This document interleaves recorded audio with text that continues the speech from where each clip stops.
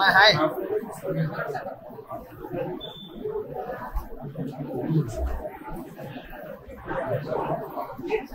Kamu mau phone?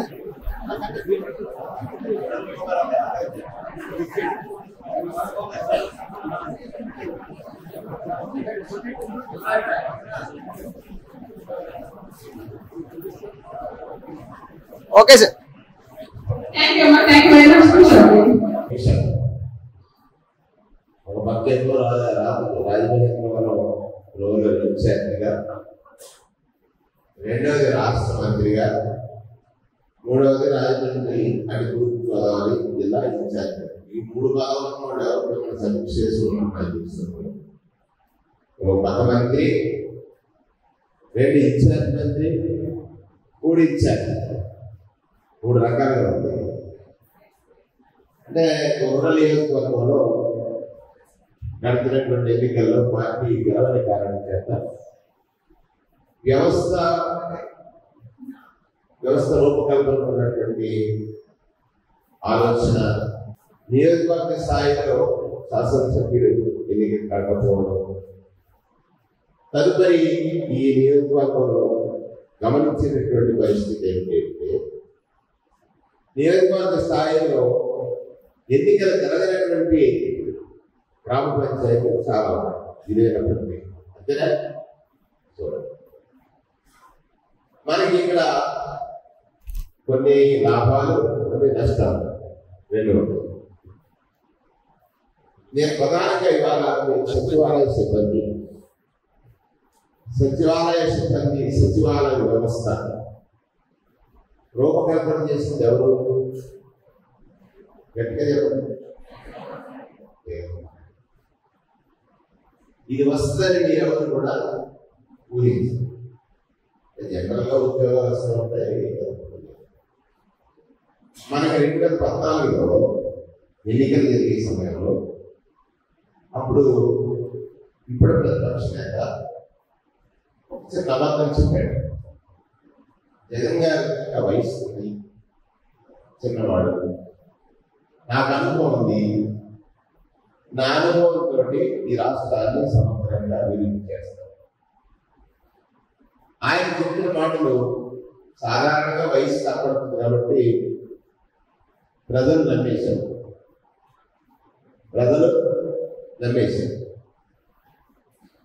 Vote వేశారు. ఆయన అనుభవం అంటే మీరు పిల్లలు అప్పుడు ఇంకా నేను 2001 సంవత్సరంలో రాజకీయ రంగంలో చేశాను. మొట్టమొదటిగా జిల్లా పరిషత్ సభ్యుడిని రాజూరు మండలం.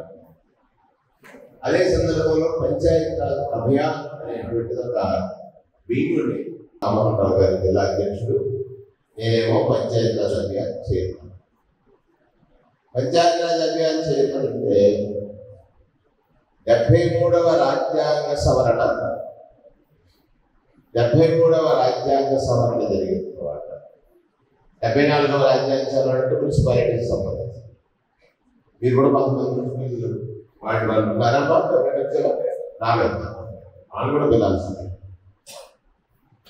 ఈ రాజ్యాంగ సవరణ జరిగిన తర్వాత 92లో ఆనాడు ప్రధానమంత్రిగా ఉన్నటువంటి పివి నరసింహరావు గారు 73-74లో రాజ్యాంగ సవరణ చేశారు. అసలు చరిత్ర తెలియని వాడు చరిత్రకారుడు కాడు. ఇది ఈయన ఎంత అబద్ధం చెప్పాడంటే రాష్ట్రం విడగొడతారా లేదని ఒకరోజు శాసనసభలో అడిగాడు చంద్రబాబు నాయుడు గారు. ఢిల్లీకి ఉత్తరం పంపించారు. రాష్ట్రం విడుతుందని తెలుసు, కానీ ఆయన అనుభవం రాష్ట్ర అవసరాలు ఏమిటి అని రాష్ట్రంలో ఒకరోజు చర్చ జరిగింది శాసనసభలో. కిరణ్ కుమార్ రెడ్డి గారు ముఖ్యమంత్రిగా ఉండగా కనీసం అందులో పార్టిసిపేట్ చేయలేదు. సరే ఇది అనివార్యం, విడిపోద్ది, కానీ విడిపోయే రాష్ట్ర అవసరాలు ఏంటి, వాటి కోసం నా అనుభవంతో ఏమి నేను సాధించాలి అనే దాని మీద ఎక్కడ ప్రయత్నం చేయలేదు. ఎందుకంత ఆయన ఆశ ఎక్కువ ఉంది. ఏమిటి ఆశ? 2 రాష్ట్రాల్లో నేనే నా పార్టీయే ముఖ్యమంత్రి పదవి చేస్తున్నాను అనుకున్నాను. కొడుకు వెళ్తాను. సో ఆ ఆశ వల్ల ఒక ఎమ్మెల్సీ ఎలక్షన్లో ఓటుకు నోటీసు దొరికి మన రాష్ట్రానికి ముందుకి వచ్చేసినటువంటి సందర్భం. ఈ ఎగ్జాంపుల్ ఎందుకు చెప్తున్నానంటే మీకు, ఆ రోజు ఆయన ఏమన్నాడంటే ఇంటికి ఒక ఉద్యోగం ఇస్తాను, నాకు ఓటు వేయండి అన్నాడు. అందరూ ఆశ్చర్యపోయారు. ఇంకో ఉద్యోగం ఎట్లా ఇస్తావు? 1,80,00,000 ఇళ్ళు ఉన్నాయి, అంతే కదా, 1,50,00,000 1,80,00,000 ఇల్లు ఇస్తారా, ఉద్యోగాలు ఇస్తారా? ఇవ్వలేదు. అదొక అబద్ధం. రెండవది, వాళ్ళకి చాలా మంది పిల్లలు బీటెక్ చదివారా? చేద్దాం బీటెక్ చదువుతున్నారు. సరే, ఏదో ఒక సంథింగ్. దీని మీద కూడా ఒక చరిత్ర ఉంది. పర్టికులర్గా బీసీలు ఉన్నత విద్యని పొందలేకపోయేవారు. చంద్రబాబు నాయుడు గారు ఇంకొక అబద్ధం ఏం చెప్తాడంటే, అసలు నేనే ఐటీ రంగాన్ని తెచ్చాను, నా వల్ల ఈ రాష్ట్రంలో ఐటీ వచ్చింది అంటాడు. చరిత్ర ఏం చెప్తుందంటే 92లో ప్రధానిగా ఉన్నటువంటి పివి నరసింహరావు ఈ దేశం అప్పుడు తప్పులు పాలైపోయింది. బంగారం తాకట్టు పెట్టారు. ఆనాడు సరళీకృత ఆర్థిక విధానాలు, ఫైనాన్షియల్ రిఫార్మ్స్ చేపట్టాడు. అంటే విదేశీ పెట్టుబడులు సరళీకృతంగా తెచ్చి మన దేశంలో పెట్టుబడి పెడితే దానివల్ల ఉపాధి పెరిగి మన వాళ్ళకి ఉద్యోగ అవకాశాలు పెరుగుతాయనేటువంటి ఆలోచన. 94లో ఎన్టీ రామారావు గారు ముఖ్యమంత్రి. 95లో ఎన్టీ రామారావు గారు ముఖ్యమంత్రి ఏ ఆశకు అయ్యాడు? తెలుగు అని ఆత్మగౌరవం అని, సంక్షేమ రూపాయల ప్రతినిధిని, ₹2 కేజీ బియ్యము, మద్య నిషేధము, లేదా హాస్టల్ విద్యుత్ ₹50 ఇచ్చేటువంటి కొన్ని మంచి పనులు చేశాయి. అసలు పేదవాడికి ఉచితాలు ఇవ్వకూడదని ₹2 అప్పుడు కేజీ బియ్యం ధర తప్ప ₹8. కేజీ బియ్యం ధర ₹8 ఉండగా ₹2 ఇస్తే దాన్ని ₹5.25 చేశాడు చంద్రబాబు నాయుడు. హార్స్ పవర్ ₹50 ఇచ్చే విద్యుత్ని ₹375 చేశాడు. అంటే మద్య నిషేధాన్ని ఎత్తివేశాడు. మహిళా రక్షణ కోసం మద్య నిషేధం వస్తే దాన్ని ఎత్తివేశాడు. అంటే ఆయన ఏమనుకుంటున్నాడంటే, నిన్న చేసిన తప్పు రేపుకి మర్చిపోతారు, ఈ ఊర్లో తప్పు చేసిన పక్క ఊర్లోకి వెళ్తే పెద్ద మనిషి అయిపోతారు. అటువంటి ఒక ఆలోచన కలిగిన వాడు చంద్రబాబు నాయుడు. ఇదంతా ఎందుకు చెప్తున్నానంటే, ఒక మంచి జరగాలంటే ఒక మదనం అంటే చిలకడం, అంతేనా? సాగర మదనం అనేటువంటి క్షీర సాగర మదనంలో లక్ష్మీదేవి వచ్చింది, అమృతం వచ్చింది, ఆరాధన వచ్చింది, రకరకాల. నెయ్యి ఉంది. నెయ్యి పెరుగు తోడుపెట్టి ఆ మేడ తీసి చిరిగితే వెన్న వస్తే, వెన్న కాస్తే నెయ్యిగా మారేటప్పుడు చాలా చెడు వాసన వస్తుంది. ఆ తర్వాత సుగంధం ఉంటుంది, నెయ్యి గొప్ప వాసన వస్తుంది. అలాగే మనిషి జీవితం కూడా కష్టాలు సుఖాలమయంగా ఉంటుందని ఉద్దేశం. ఈయన ఇంటికో ఉద్యోగం ఇస్తానన్నప్పుడు ఆశ్చర్యపోయినప్పుడు ప్రజలందరూ కూడా నమ్మారు. నిరుద్యోగ యువత ఎదురు చూసింది. ఒకవేళ ఉద్యోగం ఇవ్వలేకపోతే నేను నిరుద్యోగ వృద్ధిస్తానన్నాడు. అది కూడా ఒక పెద్ద మోసం. ఇక 97లో ఇన్ఫర్మేషన్ టెక్నాలజీ ఐటీ రంగం వచ్చినప్పటికీ ఆయన అడుగుతూ ఉంటాడు, ఐటీలో వెళ్ళినోడల్లా నాకు రాయల్టీ కట్టాలి. నేను స్టడీ చేశాను, నేను మా అబ్బాయి ఇద్దరు కూర్చుంటాను. అసలు చంద్రబాబు నాయుడు చెప్పే దాంట్లో నిజం ఉందా లేదా అనేది ఒక ప్రశ్న వేసినప్పుడు 1997లో ఐటీ ప్రపంచవ్యాప్తంగా, ఆ రోజు మద్రాసు కానీ, బెంగళూరు కానీ, ముంబై కానీ, కోల్కతా కానీ, కేరళలో ఉన్నటువంటి రాష్ట్రాలు కానీ, అన్ని రాష్ట్రాల్లో కూడా ఐటీ చాలా ఫాస్ట్ గ్రోత్ వచ్చింది. బెంగళూరు టాప్ పొజిషన్లో ఉంది. హైదరాబాద్ వచ్చి మనకు 4,000 ప్రదేశం. కానీ ఆ రోజుల్లో బీసీ వర్గాల వారు ఎవరు కూడా ఇంజనీరింగ్ చదవలేదు. బీసీ వర్గాల వారు ఎవరు కూడా ఎంసీ, ఎంబీఏ లాంటి చదవలేకపోయారు. బీసీ వర్గాలు డిగ్రీలు చదవలేకపోయారు. కారణం ఏంటంటే చదవాలని తప్పనున్నా కష్టపడింది పొట్టకే సరిపోయేటువంటి పరిస్థితి ఉండేది బీసీ వర్గానికి. ఆ తల్లిదండ్రులు చాలా మంది మనం గ్రామాల్లో చూస్తూ ఉంటారు. గ్రామాల్లో ఉన్న వాళ్ళు తల్లిదండ్రులు పట్టణాలకు వెళ్ళిపోతారు. ఎందుకంటే మా పిల్లలు చదువుల కోసం ఉంటారు. అవును కదా. పాలనలోడు ఐటీ అంటాడు, అది ఢిల్లీ అంటాడు, అది హైదరాబాద్ అంటాడు. ఈ పేద తల్లిదండ్రులకి ఆ కోరిక ఉంది, పేద పిల్లలకి ఆ కోరిక ఉంది. కానీ డబ్బు అనేటువంటిది ఒక శాపంగా ఉండిపోయి అసలు ఈ సమాజానికి పెద్ద రోగం ఏంటంటే ముత్తాతని, తాతని, తండ్రిని, తనని తాను ముందు వరుసలో ఉన్నవాడంటే తరతరాలుగా పట్టి పీడించే పెద్ద రోగం ఏమిట్రా?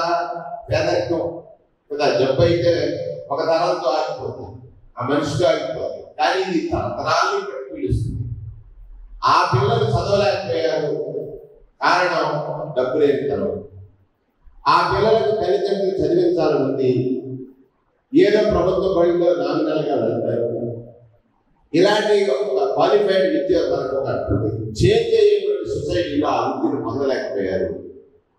ఆ రోజు రాజశేఖర రెడ్డి గారు 2007లో ఫీజు రియంబర్స్మెంట్ తీసుకొచ్చారు. ఆ సందర్భంలో రాజశేఖర రెడ్డి గారు ఒక మాట ఒకటి నాకు బాగా పేదింటికి తల్లి తండ్రి ప్రభుత్వం అవ్వాలి. పేదవాడి ఆశ తల్లి తండ్రిగా ప్రభుత్వం తీర్చాలి. 3,500 కోట్లు అవుతుందని అందరూ అబ్జెక్ట్ చేశారు. ఇది సంక్షేమం కాదు, fee reimbursement, investment for the future generation అనేటువంటి ఒక మాట రాజశేఖర రెడ్డి గారు చెప్పి మీలో చాలా మంది ఫీజు రియంబర్స్మెంట్ చేసేవాడు. గ్రేట్ ఐడియాలజీ కదా. అంటే భవిష్యత్తు తరాల జీవితాల మార్పు కోసం ఒక పెట్టుబడి అవసరం. ఆ పెట్టుబడి తల్లిదండ్రులు పెట్టాలి. పెట్టలేని తల్లిదండ్రుల ఎంటర్ పుట్టిన పిల్లలకి నేను తండ్రిని అవుతాను, తల్లిని అవుతానని చెప్పినటువంటి మహానేత వైఎస్ రాజశేఖర రెడ్డి గారిని సందర్భంగా మీ అందరికీ నేను మనవి చేస్తా ఉన్నాను. ఆయన తీసుకున్న నిర్ణయం వల్ల 2011 నుంచి బీసీ వాళ్ళు ఇంజనీరింగ్ బయటకు వచ్చారు. అంతేకాదు అంతకుముందు బీసీలు ఎవరు హైయర్ ఎడ్యుకేషన్ చేయాల, ఇంజనీరింగ్ చదవరా. చంద్రబాబు నాయుడు భావజాలానికి ఆయన భావజాలానికి ఉన్నటువంటి గొప్ప వ్యత్యాసం చెప్తారు. మళ్ళీ 14లో ముఖ్యమంత్రి అయ్యారు. 14లో ముఖ్యమంత్రి ఈ ఫీజులన్నీ కూడా నారాయణ చైతన్య లేదా ఆయన కులపు కాలేజీలకి డబల్ చేశారు. ఫీజు రియంబర్స్మెంట్ 50% తగ్గించారు, 35,000. మళ్ళీ ఈ పేద తల్లిదండ్రులు అప్పులు పాలైపోవాలి. మీరందరూ బిట్వీన్ ఐ థింక్ 10-15 మధ్యలో చదివి ఉంటాం కదా, 15-17 మధ్యలో చదివిన వాళ్ళు అంతేగా మీ బ్యాచ్లు అందరూ ఎప్పుడు పాస్ అవుట్ అయ్యారమ్మా మీరు? 17 అయిన వాళ్ళు ఎంతమంది ఉన్నారు? ఏదో డేట్ అవుతుంది కదా. ఇప్పుడు మీరు డిగ్రీ కంప్లీట్ చేశారు అని అడుగుతారు. 12 కాదురా, ఏ సంవత్సరంలో చేశారు అప్పుడు చెప్పండి.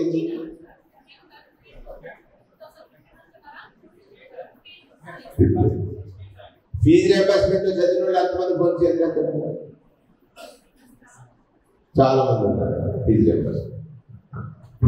ఆ సందర్భంలో ఆయన చెప్పిన ఒక అబద్ధాన్ని నిజం చేయాలని జగన్మోహన్ రెడ్డి గారు ప్రభుత్వంలో వచ్చిన మొట్టమొదటి సంవత్సరమే ఈ సచివాలయ వ్యవస్థని రూపకల్పన చేశాడు. 1,38,000 మంది సచివాలయ ఉద్యోగులు వచ్చారు. సచివాలయ ఉద్యోగులు పర్మనెంట్ ఎంప్లాయీస్ అయ్యారు. ఆ సందర్భంలో చంద్రబాబు నాయుడు విమర్శ చేశాడు, ఇది పర్మనెంట్ అవ్వాలని చెప్పి అన్నమాట కూడా గుర్తుని ఉండాలని. అవునా కదమ్మా? పర్మనెంట్ అయిన తర్వాత ర్యాలీ చేశాడు మీరందరూ. నేను మా దగ్గర అయితే నేను ప్రాంతీయ ఉన్నాను, చాలా ర్యాలీ చేశాను. అంటే అది అబద్ధం. అసలు ఎందుకు ఈ సచివాలయ వ్యవస్థ ఏర్పాటు చేయాల్సిన పరిస్థితి వచ్చింది అని ఆలోచించినప్పుడు, సాధారణంగా ప్రజాస్వామ్యంలో డెమోక్రసీ మనకి స్వాతంత్ర్యానికి ముందు ఆనాటి ఇంగ్లీష్ పాలకులు విన్స్టన్ చర్చిల్ అని లాస్ట్ కింగ్ మహాత్మా గాంధీజీని అడుగుతాడు, గాంధీజీ ఎందుకయ్యా మీకు స్వాతంత్రం? మేము వచ్చాం, ఇందులో మన పక్కన ఉన్నటువంటి ఆర్గానిక్ ఇలా హాస్పిటల్ పెట్టాము, రైల్వే స్టేషన్ ట్రాక్స్ చేసాం, రోడ్స్ వేసాము, పెద్ద పెద్ద బంగాళాలు కట్టాము. దేనికి నీకు స్వాతంత్ర్యం అంటాడు. గాంధీజీ అన్నమాట ఏంటంటే, నా దేశంలో పలు పేదరికాన్ని అనుభవించేవాడు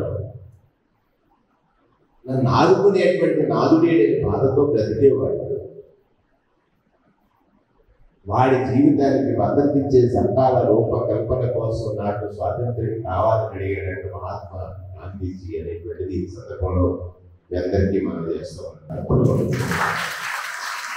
ఎంత గొప్ప మాట చెప్పాడే, నా దేశంలో వాడు పేదరికంలో నన్ను ఆదుకునే నాదుడే ఎక్కడో మూలమున్న లేక సమానతలు ఎదుర్కొంటున్న అవమానాలను భరిస్తున్నాను, వాడి జీవితాన్ని మార్చడానికి చట్టాలు రూపకల్పన చేసుకోవడం నాకు ఈ స్వాతంత్ర్యం కావాలని మహాత్ముడు చెప్పాడు. స్వాతంత్ర్యం వచ్చింది. స్వాతంత్ర్యం వచ్చిన తర్వాత 1959లో బల్వంతరాయ్ మెహతా ఒక కమిటీని కాన్స్టిట్యూట్ చేసి పంచాయతీ రాజ్ వ్యవస్థను సృష్టించారు. పంచాయతీ అంటే 5 పెద్దలు ఒక చెట్టు కింద కూర్చుని ఆ గ్రామ స్వరూపాన్ని ఎలా ఉండాలని ఆలోచించేటువంటి ఒక వ్యవస్థ. ఏంటంటే పాలకులు 5 అన్నమాట, వివిధ కులాలకు చెందినటువంటి 5 కలిసి కూర్చొని చేసేటువంటి ఒక వ్యవస్థ పంచాయతీ రాజ్. బల్వంతరాయ్ మెహతా కమిటీలోని సిఫార్సు చేశారు.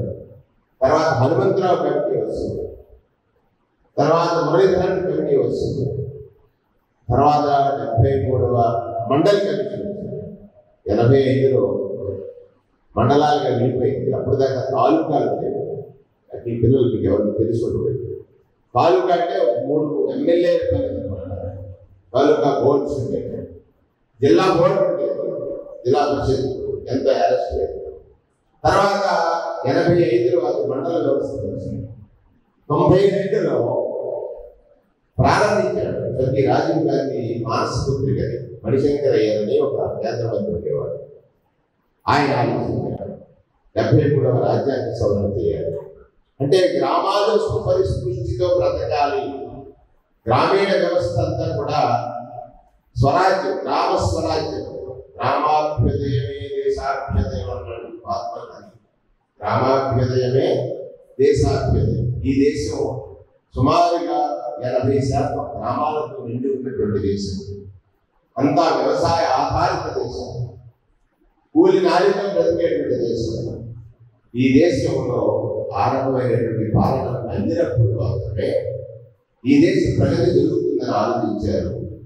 ఇన్ని కమిటీలు వచ్చిన తర్వాత 73 రాజ్యాంగ సవరణ తర్వాత 10 ఏళ్ళకి 93 అయింది. నేను 2003లో పంచాయతీరాజ్ అభియాన్ చైర్మన్ అయ్యాను.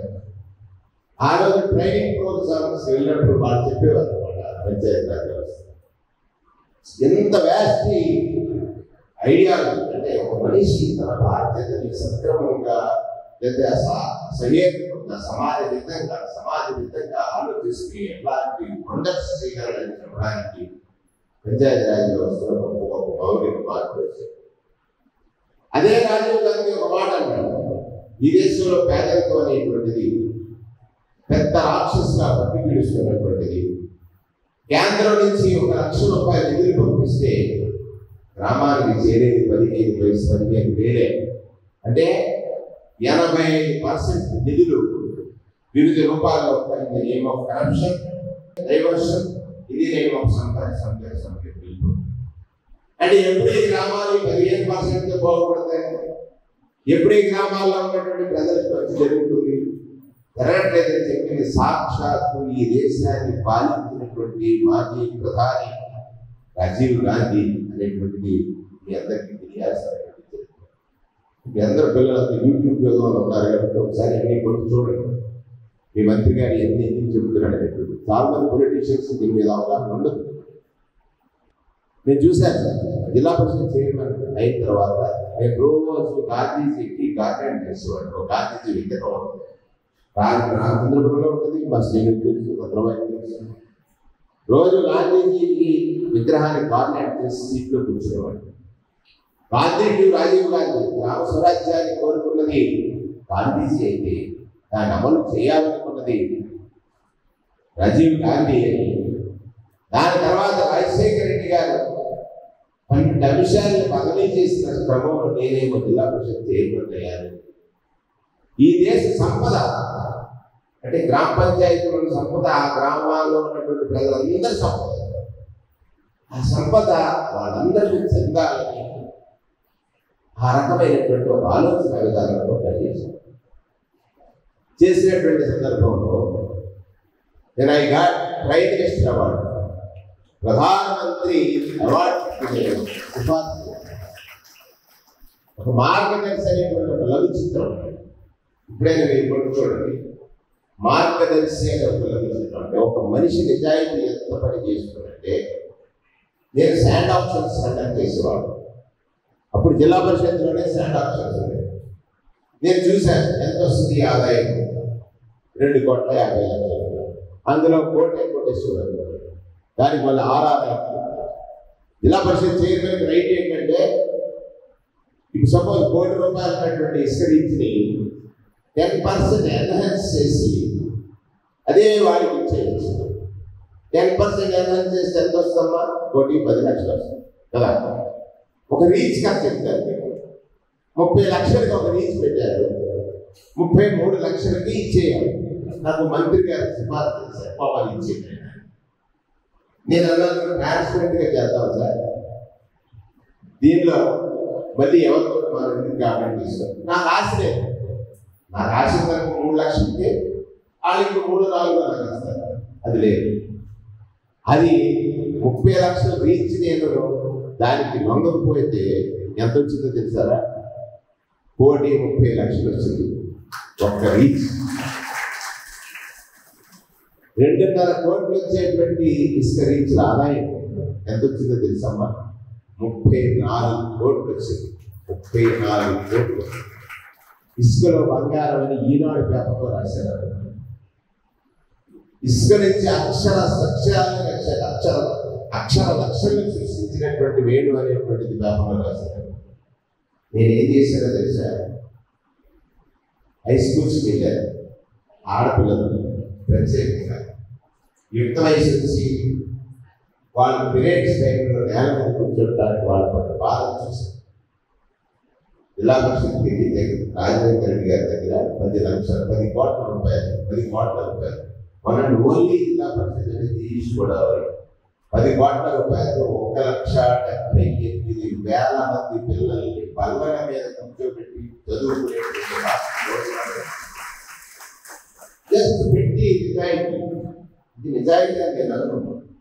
సేవ చేయడానికి అవకాశం ఉంటుంది. నా దగ్గర కొడుకు కదా, నేను సంపాదిస్తే తిరిగిస్తాను, కానీ నేను దానికి ఆశపడకపోతే ఎంతమంది పెరుగుతాయో 1,78,000 ఆ సంవత్సరం ఆ కంటిన్యూస్ ఇప్పుడు దాకా అదే భాగంలో చదువుతున్నారు. మన నాడు నేడు వచ్చే వరకు స్టడీ మెటీరియల్ ఇచ్చారు, 6వ వాటి వచ్చారు కాదండి కదా. ఇప్పుడు ఇది మాట్లాడుతున్నాం కదా బాగు, ఇది కూడా ఇస్తున్నతో ₹1,00,00,000 ఇచ్చారు. ఆ రోజుల్లో జగన్మోహన్ రామ్మోహన్ గారు నన్ను ఆయన చూసి మురిసిపోయేవాడు. ఆయనే పెంచిన మొక్క, నేను ఆయనే పెంచాడు ఈ మొక్క. అంటే నేనేమంటానంటే జీవితంలో అందరూ రొటీన్గా బ్రతుకుతూ ఉంటారు. భిన్నంగా బ్రతకడం, బ్రతుకు ద్వారా ప్రజలకి సహాయపడడం ఆలోచన. నేను అనుకునేవాడిని ఈ 73వ రాజ్యాంగ సభను చూశాను, ఈ గొడవలన్నీ నడిచాను.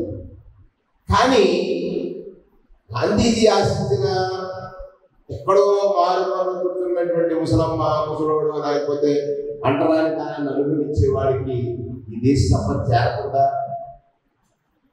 వర్షం పడుతుంది చెట్టు మీద అలా ఆకులంగా రాలిపోతుంది, బండరాల మీద పడిపోతుంది, వేరు రాగలేకపోతుంది, వేరులో శక్తి లేదు. అలాగే పేదవాడికి కూడా శక్తి లేదు ఈ దేశ సంపదని పొందడానికి.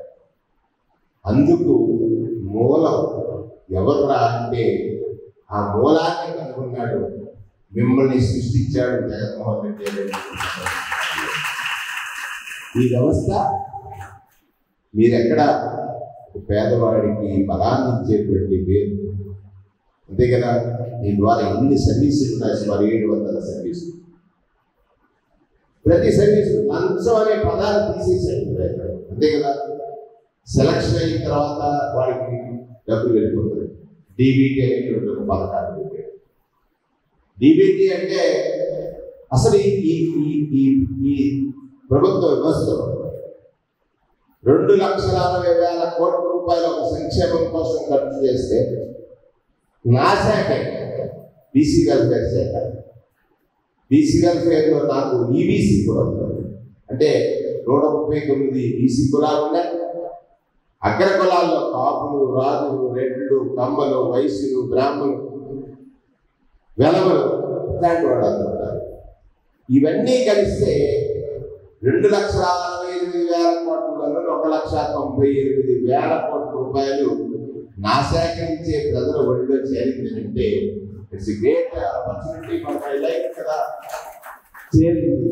ఎక్కడైనా చిన్న అవినీతి ఉందా? అవినీతి లేదు.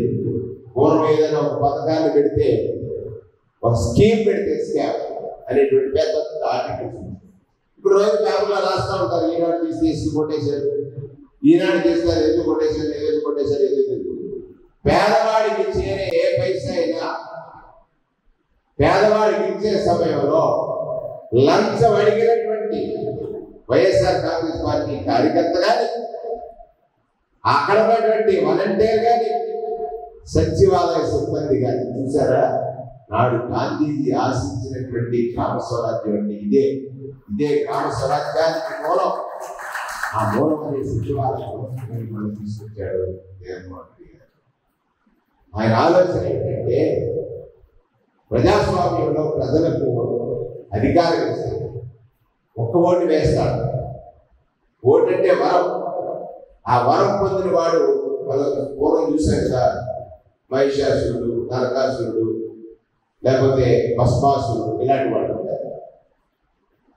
ఏ దేవుడిని అయితే వాడు ప్రార్థించి వరం పొందుతాడో ఆ దేవుడిని తినేసి పెడతాడు కదా.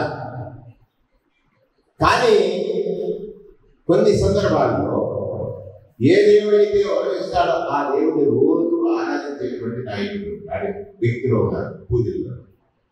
అంటే వరం పొందిన తర్వాత గర్వం వస్తుంది, గర్వం అహంకారంగా మారుతుంది, అహంకారం భావంగా మారుతుంది. ఇంకొకసారి మీరు అందరికీ ఉపయోగపడేటువంటి మాట, నేను ఉద్యోగిని అనేటువంటిది నీ అహంకారం. నేనే ఉద్యోగిని, నేనే గొప్పవాడు అనుకోవడం నీ అహంభావం. అహంభావం పతనానికి ప్రధానమైనటువంటి మార్గం.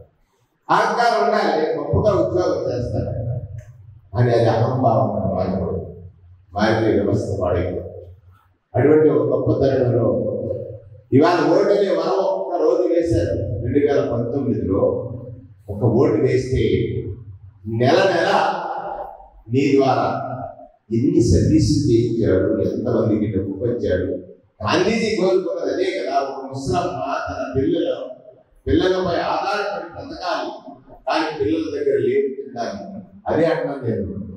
పేదవాడింటే పెద్ద కొడుకు ఎవరురా అంటే జగనని నిన్న అమ్మదాతలు 3,000 పెన్షన్ పొందుతున్నప్పుడు పొందిన అనుభూతి చూసిన తర్వాత నిజంగా జగన్ తల్లుడయ్యాలనుకున్నాను. 2,40,000 మంది కారణం మీరు మిమ్మల్ని తగ్గండి, మమ్మల్ని తగ్గలేదు. నాయకుడి దగ్గర స్వార్థం ఉంటుందని, కానీ వ్యవస్థలో పనిచేసే మీ దగ్గర అది ఉండదని నమ్మినటువంటి వ్యక్తిగా ఈ సచివాలయ వ్యవస్థను సృష్టించాడని 4 ఏళ్ళు మీకు పూర్తయింది. అక్టోబర్ 2వ తారీఖు గాంధీజీ జయంతి నాడు కదా ప్రారంభించారు. 4 ఏళ్ళు పూర్తయి ఈ వ్యవస్థ గురించి దేశం అంతా గర్వంగా మాట్లాడుకుంటుంది. నీకు మళ్ళీ ఇంకొక అసిస్టెంట్ వ్యవస్థ ఇచ్చాడు, వాలంటీర్ వ్యవస్థ. ఈ రాష్ట్రంలో ప్రతిపక్షాలు ఆ వ్యవస్థను ఎత్తేయాలంటారు.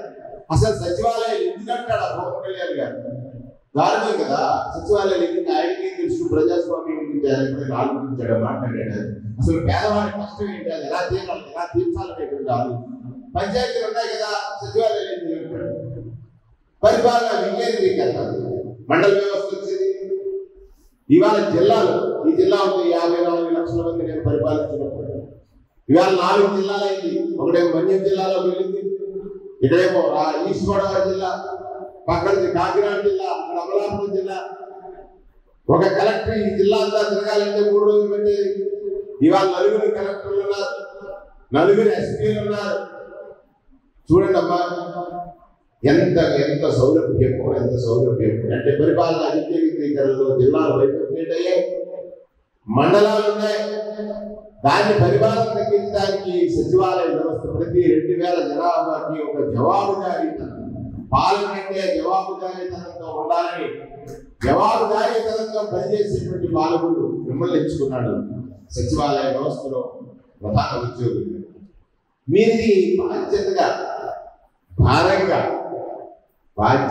భారంగా మాత్రం వీలు కాబట్టి నీకు సేవ చేయడానికి, ఆ దరిద్ర నారాయణుడికి సేవ చేయడానికి అవకాశంగా భావించమని మనందరినీ నేను మనస్ఫూర్తిగా కోరుతా ఉన్నాను. దారిద్ర్యం ఉన్నవాడికి నీ అవసరం ఉంది, కష్టంలో ఉన్నవాడికి నీ అవసరం ఉంది. కేవలం డబ్బు కోసమే మనం బ్రతకట్లేదు. మనం ప్రజల కోసం, అంటే సాటివాడి కోసం. దేవుడు అంటే ఎవరన్నా? మొన్న నేను వస్తా ఉంటే అన్నాడు ఏదన్నా, దేవుడి దయన్నా ఇన్ని కష్టాలున్నా నెల పెన్షన్ ఇవ్వగలుగుతున్నావు, నెల అమ్మఒడి కానీ ఆసరా కానీ ఇటువంటి ఇవ్వగలుగుతున్నాం. ఆయన సంస్కర్త చెప్తారు. మీది సంస్కరణలో వచ్చినటువంటి వ్యవస్థ కదా, అంతేనా?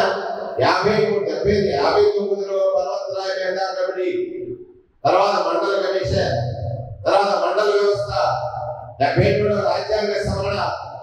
కానీ ఫలాలు లేదు. కానీ సంస్కర్తలందరూ కోరుకున్నది, ఆశించింది, ఆలోచించింది. ఇవాళ ఈ సంస్కరణలో వచ్చినటువంటి మొట్టమొదటి వ్యవస్థే సచివాలయ వ్యవస్థ. ఆయన ఒక గొప్ప సంస్కర్త అని చిన్న చూడండి అమ్మా, ఒక ఎగ్జాంపుల్. నా పెద్ద అబ్బాయి NIT కురుక్షేత్రంలో చదివాడు. మొన్న అమ్మఒడి గురించి ప్రోగ్రామ్ లో మాట్లాడారు. జగన్ గారు చూసి చాలా మర్చిపోయారు. అంటే అమ్మఒడి సంక్షేమ పథకం కాదు, సంస్కరణకు సంబంధించిన పథకం. ఎలా అంటే నార్త్ ఇండియాలో మన పక్కన కూడా ఏ చిన్న బట్టి వంటలకు వెళ్తే గ్రాసులు తీసుకుని ఎవరో చిన్నపిల్లడే కదా, చిన్నపిల్లే కదా. పెద్దవాళ్ళలో పనిచేసేవాళ్ళు ఎవరు? చిన్నపిల్లలే కదా, పెద్దపిల్లలు కాదు కదా. ఇది ఒక జనరేషన్ నాశనం అయిపోతుంది. అమ్మఒడి ఇవ్వడం వల్ల ఆ జనరేషన్ లో చదువు అనేటువంటిది ఒక అంకురార్పణ మొదలైంది, ఒక వికాసం మొదలైంది, ఒక విత్తనం మొదలైంది, ఒక చెట్టుగా మారిపోతుంది. ఇది ఒక సంస్కరణ కదా. ఈ రాష్ట్రంలో టీ కొట్లో పనిచేసి పిల్లలు లేడు. నేను అన్నాను, జగనన్నలు వద్దు గొప్పవాడవయ్యా, అమ్మఒడి అది పథకం కాదయ్యా, ఔషధం. దేనికి? బాల కార్మిక వ్యవస్థ రూపుమాపడానికి గొప్ప ఔషధాన్ని పంచావయ్యా జగనన్న చెప్పారు. అదో సంస్కరణ. నిన్న నాకు ఒక ఎమ్మెల్యే గారు కనపడ్డాడు, కర్నూలు రెడ్డి గారు. అన్న, మా ఇంట్లో పనిచేయడానికి పిల్లలు దొరకకపోతే బీహార్ నుంచి తెచ్చుకున్నాను, అస్సాం నుంచి తెచ్చుకున్నాను. అంటే ఆంధ్రప్రదేశ్ రాష్ట్రంలో లేబర్ బాల కార్మిక బాలిక బాలుడు లేకుండా అమ్మఒడి అనే ఒక ఔషధాన్ని కనిపెట్టినటువంటి సంస్థ కదా జగన్మోహన్. నీ వ్యవస్థ ఒక సంస్కరణ, అమ్మఒడి ఒక సంస్కరణ. ప్రజలకు సేవ చేయడం కోసమే రాజకీయం అని, రాజకీయంగా గెలిచినోడు అందరి చేత దండాలు పెట్టుకోవడం కాదని, వాడిని గెలిపించిన వాడికి నిరంతరం సేవ చేయాలి, ఆ సేవ కోసం వాడు నిన్ను ఎంచుకున్నాడని ఆలోచించి ఏర్పాటు చేసిన వ్యవస్థ సేవా వ్యవస్థ, వాలంటీర్ వ్యవస్థ. అవును కదమ్మా? అది సంస్కరణ కాదా? చెప్పండి ఒకసారి. మహిళలు, ప్రత్యేకించి మహిళలు సమాజంలో చిన్న చూపు చూడబడుతున్నారు. కారణం ఏంటంటే వాళ్ళ చేతిలో పింగిల్ లేవు. రాజశేఖర రెడ్డి గారు పావల వడ్డీ రుణాలు ఇచ్చారు, తర్వాత 0 వడ్డీ వచ్చింది. ఆ తల్లి దగ్గర డబ్బు ఉంటే భర్త గౌరవిస్తాడు, బిడ్డ గౌరవిస్తాడు, కోడలుంటే కోడలు, కొడుకుంటే కొడుకు, మనవుడుంటే మనవుడు గౌరవిస్తాడు. ఆ డబ్బు ఎన్ని రూపాయలు ఇస్తున్నాడు? ఆసరా రూపంలో ఇస్తున్నాడు, చేయూత రూపంలో ఇస్తున్నాడు, చేదోడు రూపంలో ఇస్తున్నాడు, ఇళ్ల పట్టా రూపంలో ఇస్తున్నాడు, ఇంటి రూపంలో ఇస్తున్నాడు. ఇది కదా నిజమైన పాలనా సంస్కరణ యొక్క గొప్పతనం అనేది సందర్భంగా మీ అందరికీ నేను వర్క్ చేస్తున్నాను. వాళ్ళు ఆడవాళ్ళలో ఆత్మగౌరవం పెరగడానికి ప్రధాన కారణం అది సంస్కరణ, మహిళా సంస్కరణ అంటారు. అట్లా ప్రతిదీ ఒక సంస్కరణ. చూడండి, ఒక పథకాన్ని ఇచ్చావు, ఆ పథకాన్ని పొందాలంటే లైన్లో నిల్చోవాలి, లేకపోతే ఆ ఊర్లో పెద్దోడి దగ్గరికి వెళ్ళాలి. ఇంతకు ముందు నేను పేపర్లో చదివాడు, గుళ్ళో చదివిన ఒక రోజు గుళ్ళకి ఒక పేపర్ పడి జడ్పించారు 2 ఒక వీడియో. భర్త చనిపోయి పెన్షన్ కోసం అప్లై చేస్తే యుక్త వయసులో ఉన్న అమ్మాయిని ఎలా ఏడిపిస్తారో తెలుస్తుంది కృషి సమాజం. ఆమెని లొంగ తీసుకోవడానికి పెన్షన్ మంజూరికి లొంగ తీసుకునేటువంటి పరిస్థితి. అందుకే వాళ్ళ భయాన్ని శాంక్షన్స్ ఇచ్చి 38 లక్షల పెన్షన్ 66 లక్షలకు పెంచేశాడంటే సంస్కరణ కదా ఇది. ఇవన్నీ 1 కాదు, 2 కాదు, 3 కాదు, 4 కాదు, 5 కాదు, 6 కాదు. ఇవి గొప్ప సంస్కరణ పాలన. ఇవాళ మిమ్మల్ని చిన్నగా చూశాడు చంద్రబాబు నాయుడు. పర్మనెంట్ ఉద్యోగులు కాదు, అసలు ఈ వ్యవస్థ ఎందుకు? ఈయనండ పక్కడున్న పవన్ కళ్యాణ్ కదా అనిపిస్తున్నాడు. పంచాయతీ ఉంది కదా, పంచాయతీ రాజు వ్యవస్థ ఉంది, దీంట్లో ఈ వాలంటీర్ వ్యవస్థ ఉంది. అంటే ఇక్కడ దేశంలో ప్రధానమైన ఉద్యోగం ఏంటంటే, మన దేశంలో ఉపాధి హామీ చట్టం వచ్చింది 2007. ఉపాధి హామీ చట్టం వచ్చింది 2007. ఎంప్లాయ్మెంట్ గ్యారంటీ ప్రోగ్రామ్ అంటే rural Mahatma Gandhi national rural employment Mahatma Gandhi national rural employment guarantee programme గొప్ప చట్టం. అంటే ఈ దేశంలో పని కావాలని అడిగితే ఇవ్వాల్సినటువంటి పని.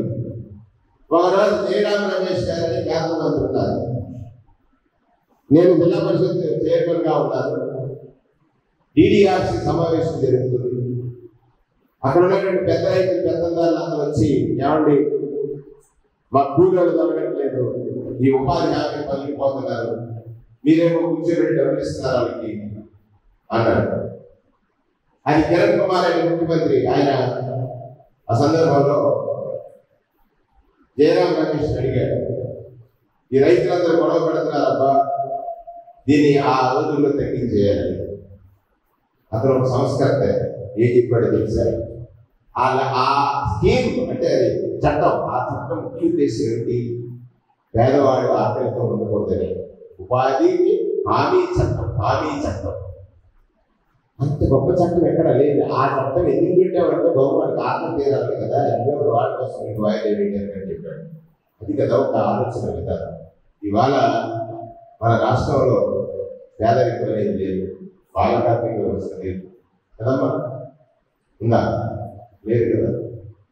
నీకు గొప్ప సర్వీస్ చేయడానికి, సమాజంలో గౌరవం పొందడానికి నీ జీతం ఎంత కాదు, ఆ వ్యవస్థలో నువ్వు పొందే గౌరవం వెలకట్టలేదు కదా. నువ్వు పొందే గౌరవం వెలకట్టలేదు. నా జీతం ఎంతో తెలుసా? జిల్లా పరిషత్ చైర్మన్గా వాలంటీర్ చెప్తాను కదా, జిల్లా పరిషత్ చైర్మన్గా 5 సంవత్సరాలు కాదు, నా జీతం 5,000 నా జీతం. వాలంటీర్ జీతంతో నేను పనిచేశాను. అది ఏమంటారు దాన్ని? గౌరవ వేతనం. పీపుల్స్ రిప్రజెంటేటివ్స్కి ఇచ్చే గౌరవ వేతనం 5,000. తప్పు కాదు. ఇవాళ రాష్ట్రానికి మంత్రి నేను ఎంచుకున్న మార్గం నిజాయితీ, నిబద్ధత, సేవ. నేను నాయకుడు కాదు, సేవకుంటున్నాను. పాలకుడు కాదు, సేవకుంటున్నాను. జగన్మోహన్ రెడ్డి గారు ఇవాళ అందరూ అదే మాట్లాడారు. ఇవాళ పొద్దున్నే మనం చూసాం, ఈ దేశంలో పేదరికము, కుల వివక్ష,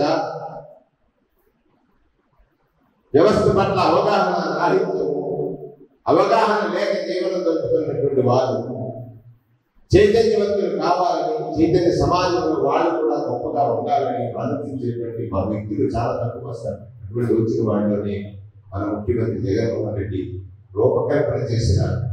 ఆయన కురిపిస్తున్న వర్షాన్ని కదలకుండా, గాలి వేసినా కదలకుండా నిలదొక్కుకోగల వేరు ఎవరు అంటే ఈ సచివాలయ సిబ్బంది అనేటువంటి నిరూపించారు.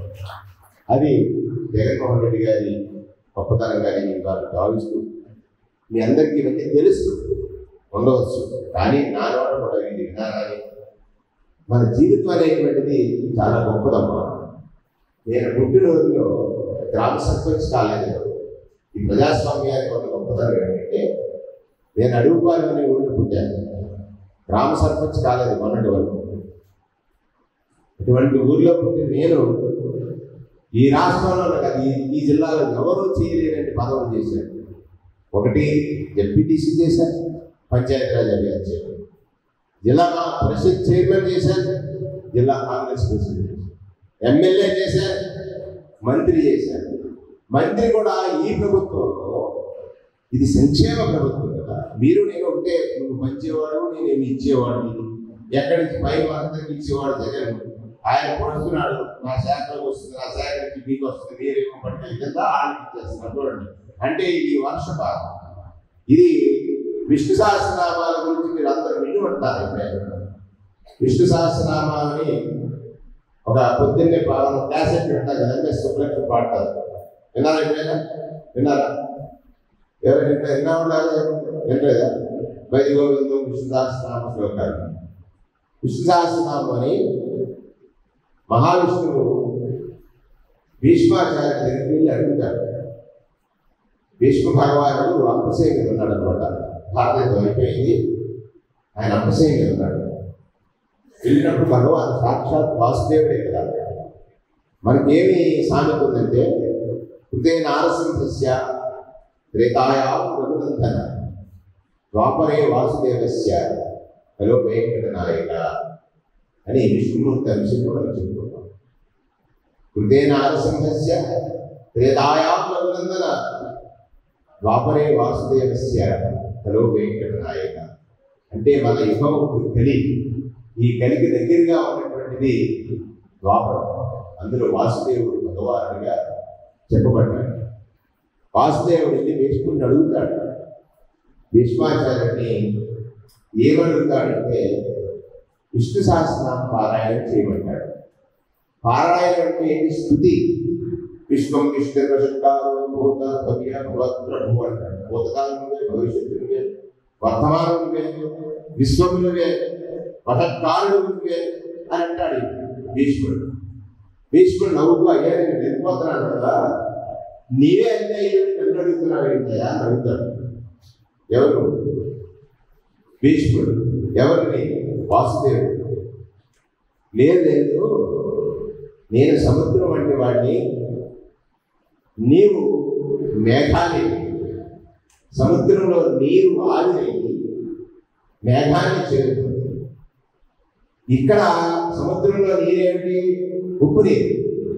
మేఘంలో చేరిందనిగా చేరినటువంటి ఆ ఉప్పు నీరు వర్షంగా మారి కిందకి వస్తుంది. అప్పుడు ఏమవుతుంది? ప్రాణాధారమైనటువంటి నీరు. చూడండి ఎంత విచిత్రం ఉందో సృష్టిలో, ఎంత విచిత్రం ఉందో సృష్టిలో. భీష్ముడికి వాసుదేవుడు చెప్పింది ఏమిటంటే, నేను సముద్రం అయితే నాలో ఆవిరైనటువంటి ఈ స్థుతి నీవు వేగంగా చేర్చుకుని దాన్ని వర్షింపచేయి అన్నాడు. విశ్వసహస్రనామానికి ఉన్నటువంటి ఒక గొప్ప విశేషం ఏంటంటే, ఆ స్థుతి చేసినప్పుడు సాక్షాత్తు శ్రీమన్నారాయణుడే భగవంతుడు శ్రోతగా విన్నటువంటి మంత్రంగా చెప్తారు. అది విశ్వసించవచ్చు, విశ్వసించకపోవచ్చు. నేను చెప్తానంటే, ఆయన ఈ ప్రజల దగ్గర ఏదైతే రకరకాల రూపాలు వచ్చి ఆదాయంలో ఆయనకి చేరి వర్షిస్తున్నాడు. ఎవరు? జగన్మోహన్ రెడ్డి. అది వేర్లకు చేర్చేటువంటి బాధ్యత మనకిచ్చాడు. అక్కడ వీక్షిస్తున్నాడు. ఎవరు? జగన్మోహన్ రెడ్డి. సాక్షాత్తు నా శ్రీమన్నారాయణ గారి ప్రతి నా ఉద్దేశంగా మీకు ఈ సందర్భంలో వర్క్ చేస్తా ఉన్నాను. ఆనందం కలిగి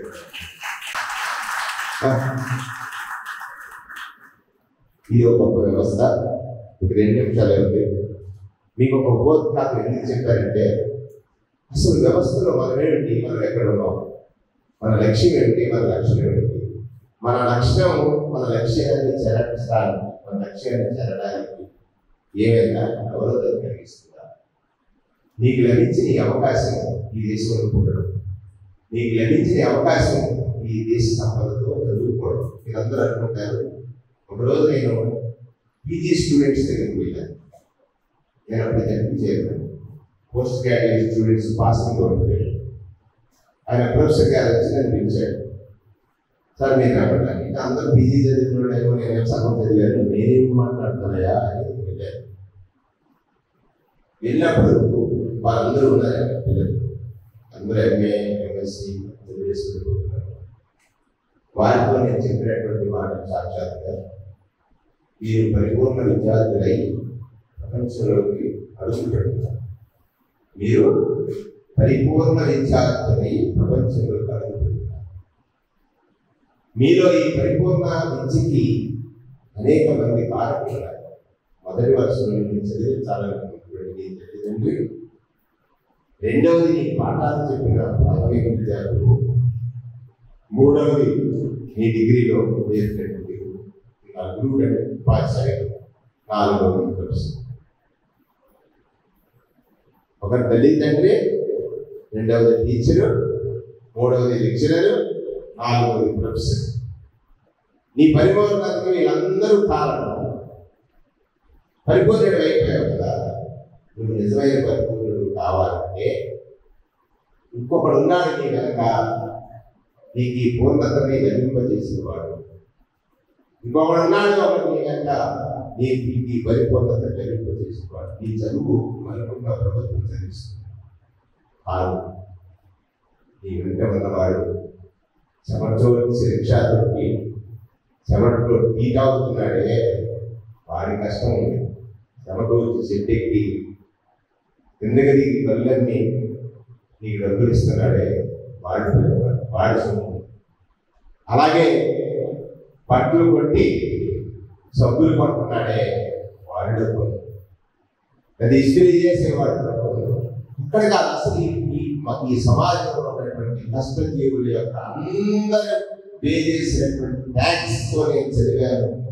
నేను ఎదిగి ఇంతటి విద్యావంతుడు అయిన తర్వాత వాడి జీవితానికి నేను ఎంత సహాయపడగలుగుతున్నాను క్షణం ఆలోచించి అప్పుడు నువ్వు పూర్ణ విద్యార్థి వాడు. అంతే కదా, నువ్వు గొప్పవాడు అయ్యావు. నీ గొప్పదానికి ఎంతో మంది కారకులున్నారు. కారకుల్లో కనపడిన కారకుడు ఉన్నాడు. అంటే పేదరికం మీద లేదా విద్య లేని తనలో ఆ బాధపడే వారి గురించి నువ్వు ఆలోచించినప్పుడే నిజమైన పూర్ణవిచ్చారు. అంటే ఒక నీలో అప్పటికి నిజమైనటువంటి మానవత్వం మూర్తీభవిస్తుంది అనేటువంటిది నేను ఆ రోజు చెప్పినటువంటి వాటికి 2006 సంవత్సరంలో మొట్టమొదటిగా జిల్లా పరిషత్ చేయమంట చెప్పినట్టున్నారా 5 గంటల 2 నిమిషాలు అయింది. కూడా ఒకసారి మాట్లాడుకుందాం. మీరు ఈ రోజు నుంచి సేవకులు, ఈ రోజు నుంచి మీ ఉద్యోగ బాధ్యత మా ఎంపీడీఓ గారు చెప్పినంతే కాక మీకు తెలిసింది ఇంకెంత ఎందుకెళ్ళాలి. స్వచ్ఛత బాధ్యత అనే కార్యక్రమం కదమ్మా. ఏదో పెన్షన్ పనిచేసాం అయిపోయింది అనేటువంటి కాదు. వాళ్ళు పరివర్తన తీసుకురావడం చేసే ప్రయత్నం. గ్రామ పరిశుభ్రత కోసం నుంచి మనం తప్పడం చాలా తక్కువ అయిపోతుంది. అది ఎక్కువ కాదు. మన ఇంటిని మనం ఎంత శుభ్రంగా ఉంచుకుంటున్నాం, మన ఒంటిని మనం ఎంత శుభ్రంగా ఉంచుకుంటున్నాం, మన గ్రామాన్ని మనం ఎంత శుభ్రంగా ఉంచుకుంటాం. మీరు సచివాలయ ఉద్యోగులు, ఈ సచివాలయ పరిధిలో ఆ 12 మంది ఉద్యోగులు వచ్చిన తర్వాత ఈ గ్రామ రూపురేఖలు మారిపోయారా ప్రజల శాతం మీకు పొందుకున్నారే. భగవంతుడి గుడికి వెళ్ళి వాడు ఏమైనా తగ్గట్టుకుంటాడు వీళ్ళు పట్ల కదా నాకు మంచి జరిగిందని నిన్న అక్కడ గుడిలో దేవుడిని ఆశీర్వదిస్తాడు. డైరెక్ట్గా పవర్ వేయడం తప్ప ఆ గ్రామంలో పెట్టింది ఆ రకమైన అనుభూతి పొందాలని అందరినీ జగన్మోహన్ రెడ్డి గారు పేదవాడి జీవితం మార్చడం కోసం ఆనాడు మహాత్మా గాంధీ ఏదైతే బ్రిటిష్ వారిని అడిగాడు, రాజ్యాంగ నిర్మాత గొప్ప చట్టాన్ని ఇచ్చాడు. మనకి భారతదేశంలో పెరిగిన కులాలు ఉన్నాయి, కులాలకు ఆచారాలు, మతాలు ఉన్నాయి, మతాలు గ్రంథాలు. మతం అనేది ఒక discipline. Religion is a discipline, nothing but A discipline. నువ్వు బ్రతకడానికి నేర్చుకున్నటువంటి ఒక మార్గం క్రైస్తవా, హిందువా, లేకపోతే ముస్లిమా, లేకపోతే పారసీయా, లేకపోతే జైనియా, ఇంకోటి. కానీ నీవు మానవత్వంతో బతికినప్పుడు మానవత్వమే పరమతత్వం అనేటువంటి విలాసం. అట్లాగా ఆయన ఆలోచన విధానం ఏంటి? ఇవాళ అది అమలు జరుగుతున్నటువంటి రాజ్యాంగ నిర్మాత అన్న మాట, ఈ దేశంలో నా పేదవాడి చేతిలో ఓటనే ఆయుధం ఇచ్చారు. వాడి జీవితాన్ని వాడే రక్షించుకోవడానికి, వాడి జీవితాన్ని వాడే రక్షించుకోవడానికి విద్యని ఆయుధం ఇచ్చారు. అది అభ్యసిస్తే పేదరికాన్ని వాడు జయించగలడు. అది అభ్యసిస్తే పేదరికాన్ని వాడు జయించగలడు. గొప్ప రాజ్యాంగాన్ని ఇచ్చారు. అది అమలు పరిచేవాడు చిత్తశుద్ధి కలిగిన వాడు ఉండాలని ఆలోచించారు. నాకు తెలిసి 75 ఏళ్ల రాజకాల స్వాతంత్రంలో ప్రజాస్వామ్యంలో 73 ఏళ్లకు వచ్చాడు నిజమైన రాజ్యాంగ నిర్మాత బాబాసాహెబ్ అంబేద్కర్ ఆశయ సాధకుడు శ్రీ జగన్మోహన్ రెడ్డి. అనుభవించి చెప్తున్నాను, ఆచరిద్దాం. రాజమండ్రి రూరల్ కొన్ని సంవత్సరాలు డెవలప్ చేయగలిగిన, కొన్ని నెలల్లో డెవలప్ చేయొచ్చు, కొన్ని రోజుల్లో డెవలప్ చేయొచ్చు, కొన్ని గంటల్లో డెవలప్ చేయొచ్చు. అవకాశాన్ని అందరూ ఆక్రమింపు చేసుకోవడం. మహాత్మా గాంధీ ఆ రోజు తన డబ్బు కోసం, తన స్వార్థ కోసం ఆలోచిస్తే దేశానికి స్వాతంత్రం రాదు. బాబాసాహెబ్ అంబేద్కర్ గొప్ప ఆలోచన చేయకపోతే ఈ దేశంలో అసమానతలు ఎక్కువ మార్చిపోవు. ఇవాళ ప్రజాస్వామ్యంలో చూడండి, ఎస్సీ ఎస్టీ బీసీ మైనారిటీ ఇప్పుడు 80% ఆ వర్గాల వాళ్ళకి ఉద్యోగాలు వచ్చాయంటే కారణం రాజ్యాంగం కదా. ఆ రాజ్యాంగాన్ని చిత్తశుద్ధితో అమలు చేసేటువంటి ఒక నాయకుడు పాలకుడు అయ్యాడు. పాలకుడు సేవకుడిగా మారినటువంటి వచ్చినటువంటి గొప్ప అవకాశం. మీ తరం ఎదుటి తరానికి సాక్ష్యం. You are the witness for future generations. You are the witness for the future generation. భవిష్యత్ తరాలకు మీరు సాక్ష్యం. మీరు ఏ విధాన్ని ఆచరిస్తారో భవిష్యత్ తరాలు మిమ్మల్ని మెచ్చుకునేటువంటిగా ఆచరించి చూపించదని మనస్ఫూర్తిగా మిమ్మల్ని అందరినీ దీవిస్తాము. మీరు ఆ కలగాలనేటువంటి ఒక స్ఫూర్తిదాయకమైనటువంటి సందేశం ఇవ్వాలని 5 గంటల 6 నిమిషాలు ఎక్కువసేపు మాట్లాడిన మీకు కూడా శ్రవణ శక్తి తగ్గిపోతున్నటువంటి నాకు ఆలోచన. మంచి ఇద్దరు ఆఫీసర్ కుమార్ గారు, శ్రీనివాస్ గారు. మరొకసారి మనం రివ్యూ చేద్దాం. For introduction, what I am, what is my ideology, what I thought, where I came, because of Rajeshwara, Jagannathan Reddy garu పంపిణీ ఇక్కడికి వచ్చారు ఈ ప్రజలకు సేవ చేయడానికి. సేవ అంటే there is no definition, particular issue ఏ సేవ కాదు. ఎదుటివాడికి కష్టం వచ్చినప్పుడు ఓదార్చుకుంటూ సేవ, ఎదుటివాడికి కష్టం వచ్చినప్పుడు నువ్వు తీర్చలేనిది ఈ మార్గం ద్వారా తీరుతుంది అని చెప్పడం సేవ. చూసి వెళ్ళిపోయావా, నేను రాక్షసుడు ఉంటాడు, చూసి కరుణతో వాడిని సాకి రాక్షసుడు కాదు, దైవం ఉంటాడు. అదే అన్నాను నేను దేవుడు. కరోనా వచ్చింది, ఎస్కేప్ అవ్వచ్చు, అమ్మఒడి గురించి కానీ ఆసరా గురించి కానీ లేకపోతే స్కీమ్స్ గురించి కానీ. 3,000 పెన్షన్ ఇస్తానన్నాడు, రాష్ట్రం దివాలా తీస్తుంది, రోజు పత్రికలు రాస్తున్నాడు. అది ఇవాళ చేసి చూపిస్తున్నాడు కదా జగన్ గారు. ఒక నిజం, నేను 2017-18లో జగన్ అంటే నిజమని, నిజమంటే జగన్ అని, నిజానికి ఓటు ఏంటి జగన్ గెలిపించున్నాను. మన నియోజకవర్గంలో ఒక ప్రోగ్రాం చేశాను. నేను చెప్పాను, ఈ సంస్కరణలకు ఆర్చుడు, ఈ సంస్కరణలకి సాక్షి, సంస్కరణలు అనుభవిస్తున్నటువంటి సాక్షులం మనం.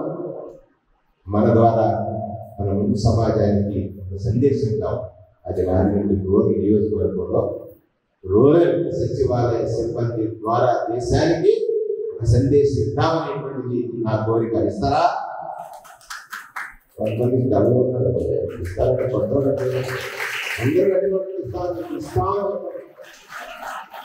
సంస్కరణ ఏర్పరిచిన ఈ పాలన సమాజంలో ఎక్కడో బాధలో ఉన్న వాడిని ఆదుకుంటుంది. కానీ దీనికి కూడా వృక్షం గొప్పదైతే చీడ పట్టకుండా ఉండదు. ఆ చీడకు మందు కొట్టాలి. ఆ మందు కొట్టే ఫస్ట్ స్ప్రేయర్, మందు కొట్టే ఫస్ట్ స్ప్రేయర్ తగిలించుకునే కూలి నీవు కావాలనేటువంటిది నా అబద్ధాల మళ్ళీ సమాజంలో అమాయకుని మోసగించడానికి చేసే ప్రతి ప్రయత్నం మీద ఆపేశక్తి నీకుందమ్మా, ఆపేశక్తి నీకుందిరా. ఇచ్చాడు ఒక సంస్కర్త మనకి, దొరికాడు ఒక సంస్కర్త మనకి. సంస్కర్తను రక్షించుకోవడం మనందరి బాధ్యత కావాలని సందర్భంగా మనం చేస్తూ 5:09 టైం చూసుకోగానే 10కి ముందు చేసి మీ అందరికీ ధన్యవాదాలు, సంక్రాంతి శుభాకాంక్షలు. ఈ లోపలనే మనందరూ ప్రోగ్రాం అధికారులే పనిచేస్తారు. నా ఆలోచన వాళ్ళకి చెప్పాను. నేను ఎలాంటి వాడిని ఈ పాటికి మీకు అర్థమై ఉంటుంది అని అనుకోండి. అర్థమైంది అని మాత్రం చేసి అర్థం మరి అర్థమైంది అని చెప్పాను. అర్థమైందా? ఫస్ట్ ఆఫ్ ఆల్ మనం అందరం మనుషులము. మనలో ఉండాల్సింది మానవత్వము, మనలో ఉండాల్సింది మానవత్వము. మనిషి అంటే మానవత్వం కలిగినవాడు. దైవం మానుష రూపేణ, కష్టంలో ఉన్న వాడిని వాదుకుంటే అవసరంత దేవతలా వచ్చామన్నాడు, దేవుళ్ళ వచ్చావు ఆయన అన్నాడు. దేవుళ్ళ తప్పకది. యేసుక్రీస్తు దేవుడు మనిషి రూపంలో వచ్చాడు, రాముడు దేవుడు మనిషి రూపంలో వచ్చాడు, అల్లా దేవుడు మనిషి రూపంలో వచ్చాడు. అందుకే మా గురువు గారు చెప్తాడు, భగవంతుడు శిలల్లో నిద్రించి, పక్షుల్లో ఎగిరి, చేపల్లో ఈది, జంతువులో నడిచి, మనిషిలో మనస్సులో ఉంటాడు. మనస్సుతో పనిచేసే ప్రతి వాడు కూడా భగవంతుడితో సమానమైనటువంటి మనస్సు పెట్టి పనిచే ప్రార్థిస్తూ అక్కడే. Thank you very much.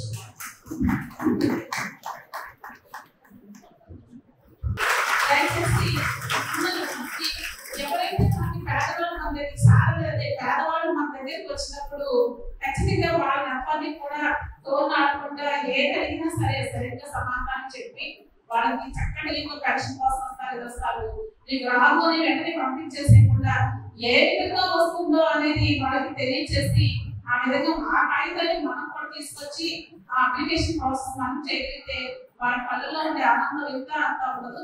దయచేసి ఆ స్కూల్ అది అసలు సారలేదు. అదే వాళ్ళు చాలా చక్కగా నిలుస్తారు. చాలా నాకు తెలిసి చాలా నేను చేస్తా ఉంటాను కూడా.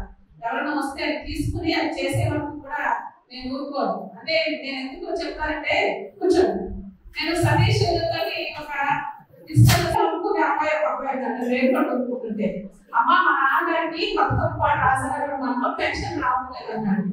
సరే నీ ఆధార్ కార్డు నాకు పంపించు, మీ నాన్నగారు ఆధార్ కార్డు పంపించు, వయసు సరిపోతుందో లేదో నేను చూసి నేను చేయిస్తానని చెప్పాను. నేను మాట్లాడినప్పుడు సేఫ్ మీతో మాట్లాడింది ఆధార్ కార్డు కోసమే, ఆ పెన్షన్ కోసమే. అది ఎవరు నాకు తెలియదు, ఏమీ తెలియదు. అట్లాగా అతను అడిగితే, అమ్మ నాకు ఇలా మా నాన్నగారికి పెన్షన్ రావు కదా, పేదవాళ్ళు అడిగితే మనం చేయగలిగిన సర్వీస్ అది. అతను నాకు ఎందుకో నాకు తెలియదు అలాగే మరి ఎవరైనా సరే మనం చాలా హ్యాపీ అనిపిస్తుంది సార్ దగ్గర పని చేస్తానని అని చెప్పేసి అలాగా వాళ్ళు వచ్చి మన దగ్గర అందుకే దయచేసి సర్వీస్ చేసే ఎక్కడైనా సరే ఎప్పుడైనా సరే ఏవైనా మనం గుర్తు పెట్టుకున్నారన్నది మీ అందరూ గుర్తించాల్సిందిగా సార్ మాటల్ని స్ఫూర్తిగా తీసుకోవాల్సి మిమ్మల్ని రిక్వెస్ట్ చేస్తూ మా అందరికీ సపోర్ట్ చేస్తూ రిక్వెస్ట్ చేస్తున్నాను. Thank you sir. Thank you very much. అమ్మా ఫ్రెండ్ టీచర్స్ నెక్స్ట్ బాబు రెడీగా ఉండండి. Okay sir. థ్యాంక్ యూ అమ్మా. Thank you very much. Next బాబు. Okay thank you sir. Sir ఇప్పుడు సార్ ఒక చిన్న డిన్నర్ అరేంజ్ చేశారు మా అందరికి. డిన్నర్ చేసి ఓకే సార్. రెడీ డిన్నర్ ఏమనుకోకండి సార్. థ్యాంక్ యూ చెప్పండి sir. Okay sir. Okay sir. Okay sir. Next బాబు కదా ప్రేమ నెక్స్ట్ పిడి కోయ రెడీగా ఉండండి. లాస్ట్ వన్ అయిపో పిడి కోయ రెడీగా ఉండండి. పిడి కోయ ఏమంత కాడి రెడీగా ఉండండి. సార్ అయిన తర్వాత నెక్స్ట్ కోలేడు తర్వాత అమ్మా ready. Okay sir. Okay thank you. Next time fast కోలేడు ఉండండి. కోలేడు తర్వాత కాల్ ఉండండి.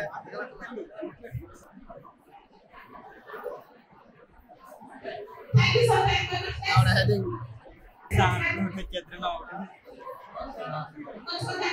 అన్న ఇటు పక్కరా.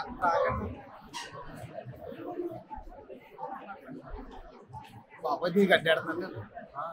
Okay sir.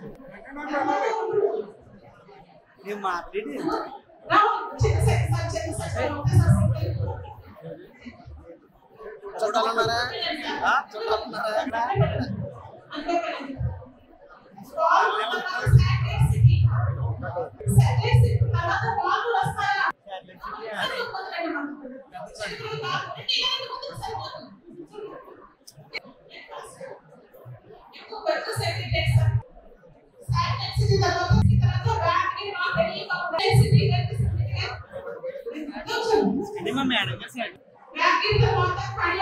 Okay sir.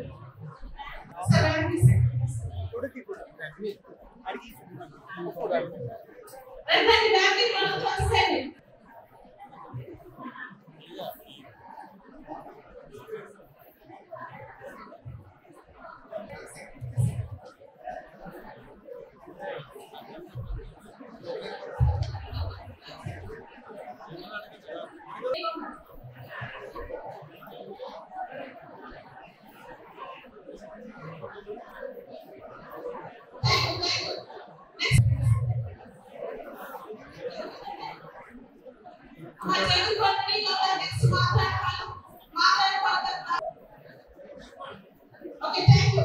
Next one, Jayapur Parwala Society. Sir, Jayapur Parwala Society. Jayapur Parwala